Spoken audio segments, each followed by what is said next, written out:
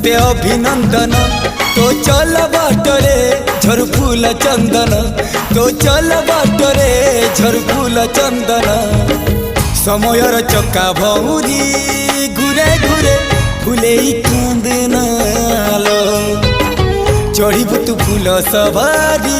धीरे धीरे फूले कांदनालो बाहाघर सुख परा विधाता देइछि तोते विरह वेदना सबु सहिबाकु हवा मते